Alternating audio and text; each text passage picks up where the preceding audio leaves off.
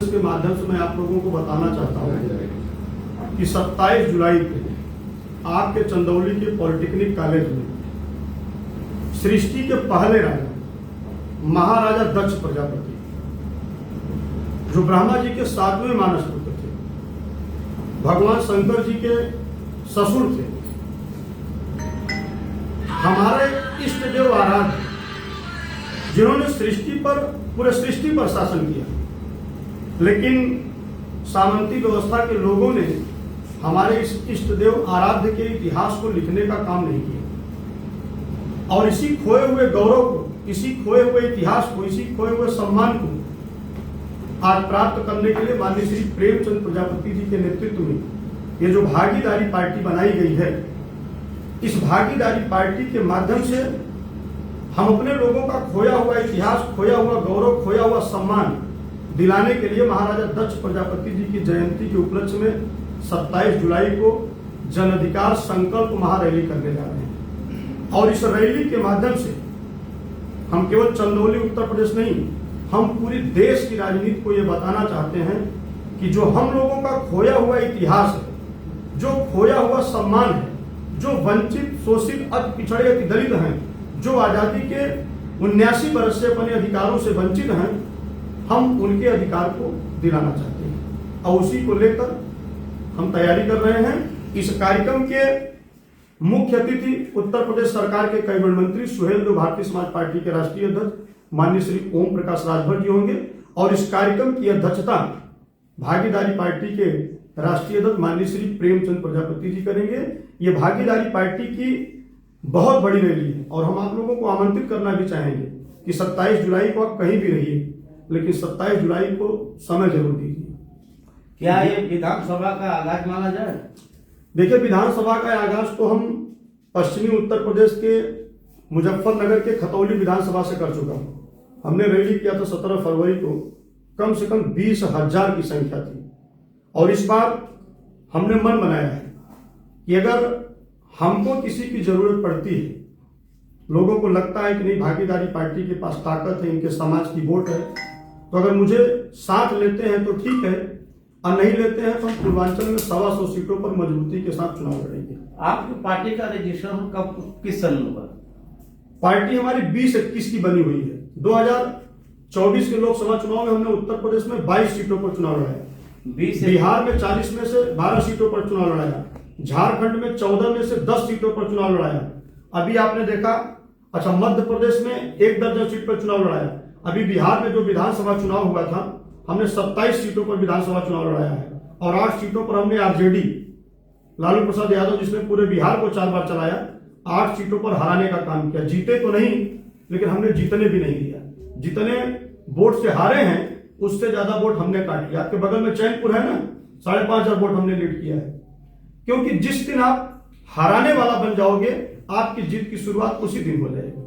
आप 2020 का आपका रजिस्ट्रेशन है, विधानसभा नजदीक है, दक्ष प्रजापति इस समय याद आ रहे हैं, इस पर क्या करें? नहीं, देखो, ये आप शायद चूंकि मैं आपके चंदौली में पिछली बार भी मैंने कार्यक्रम किया था, आपने देखा था। हमारे इष्ट देव आराध्य, हमारे ही नहीं आपके भी हैं, सृष्टि के पहले राजा थे, ब्रह्मा जी के 7वें मानस पुत्र थे। ये मैं नहीं कह रहा हूं, ये आपकी मनुस्मृति कहती है। ठीक। और भगवान शंकर जी के ससुर थे, जिनकी हम आप पूजा करते हैं। तो हम अपने इष्ट देव आराध्य को, इतिहास को पूरे देश को बताना चाहते हैं और उन्हीं की जयंती के उपलक्ष्य में जन अधिकार संकल्प महारैली करने जा रहे हैं और यह रैली पूर्वांचल की बड़ी आगाज है। अब देखो, आपके यहाँ 4 विधानसभा है ना, ऐसी कोई विधानसभा नहीं है जिस पर 25,000 वोट कुम्हारों की न हो।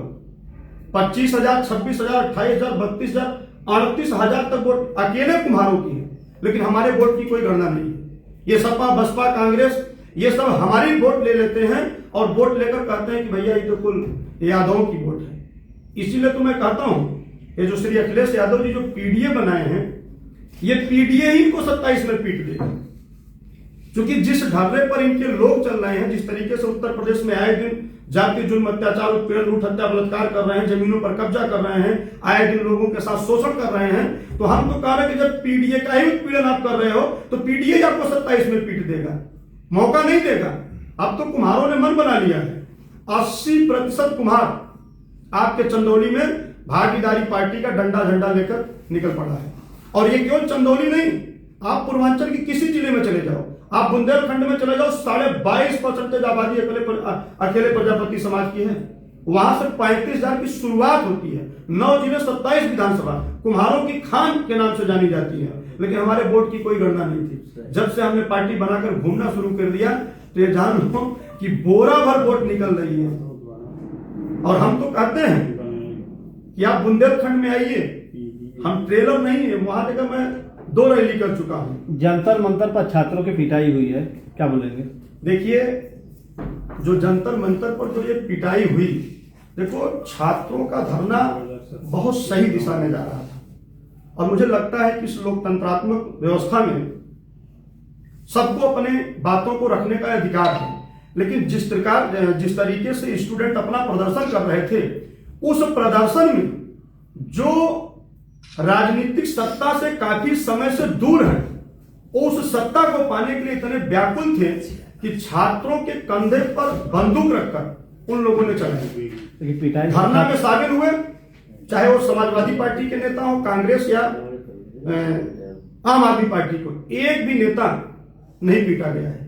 अगर उसमें कोई पीटा गया तो केवल स्टूडेंट पीटे गए। अच्छा, धरना इन लोगों का समाप्त हो गया, 20 के बाद एक भी पॉलिटिकल पार्टी ने कोई प्रोटेस्ट नहीं किया। आज भी छात्र वहां डटे हुए हैं। वहां ये लोग केवल, हमको लगता है कि सदन नहीं चल रहा होता तो कोई पार्टी का नेता वहां जगह नहीं जाता।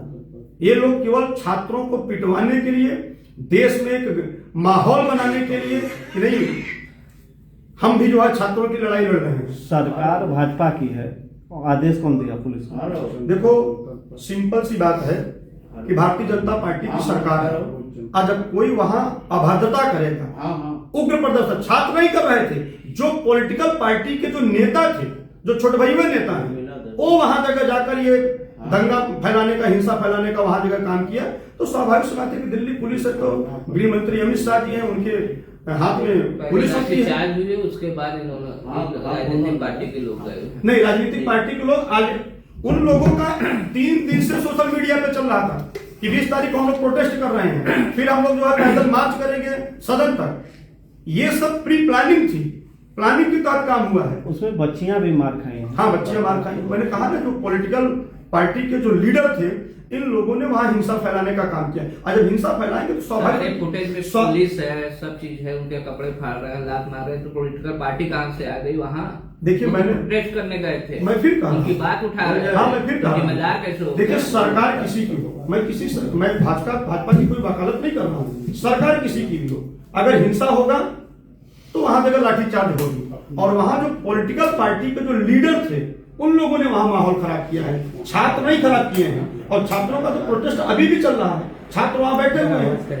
हमको लगता है कि भारतीय जनता पार्टी अगर छात्रों की बात पहले मान लिया होता, ये पॉलिटिकल पार्टियों को मौका भी नहीं मिलता। इनके छात्रों के प्रोटेस्ट को भागीदारी पार्टी सपोर्ट करती है? बिल्कुल सपोर्ट करती है। हमारे वहां जगह छात्र विंग के सैकड़ों हजारों कार्यकर्ता वहां पदाधिकारी वहां उपस्थित है अपने अधिकारों की मांग के लिए। हम समाजवादी पार्टी, कांग्रेस और आम आदमी पार्टी का समर्थन नहीं करते हैं, क्योंकि इन लोगों ने आजादी के 79 वर्ष के बाद जब इनकी सरकार बनी, इन लोगों ने केवल अति पिछड़े, अति दलितों के अधिकारों को लूटने का काम किया, उनका केवल शोषण करने का काम किया। सरकार बनी तो अपने लोगों को सरकारी नौकरियों में सेवा देने का काम किया। यही माननीय मुलायम सिंह यादव जब पहली बार मुख्यमंत्री बने, 36,000 पुलिस डिपार्टमेंट की वैकेंसी निकालकर केवल एक जाति को भरने का काम किया था। और जब कांग्रेस की सरकार में डिफेंस मिनिस्टर थे, रक्षा मंत्री, 33,000 वैकेंसी निकालकर केवल अपने जाति के लोगों को भरने का काम किया था। वोट तो सभी का लिए, पिछड़े दलित का, लेकिन विकास किसका किए? एक जाति का। बीजेपी से समर्थित है तो बात देखो, बात यहाँ सहमति की नहीं है, मैं बात सहमत नहीं कर रहा हूँ। हमारी जो लड़ाई है, जो सही है, आपकी बातों तो ये लग रहा है कि आप बीजेपी से समर्थित हैं। अच्छा, अब मेरी बातों से ऐसा क्या लग रहा है? अगर मैं सरकार का मैं ये कहूँ कि मोदी जी ने गलत किया है तो सही है, तो जब हमको जो सही लगेगा तो हम वही बोलेंगे ना। जो सही है, सच्चाई है, मैं वही बोल रहा हूँ। अच्छा, ये बताइए, मैं अगर एक सवाल करूँ, छात्रों के पहले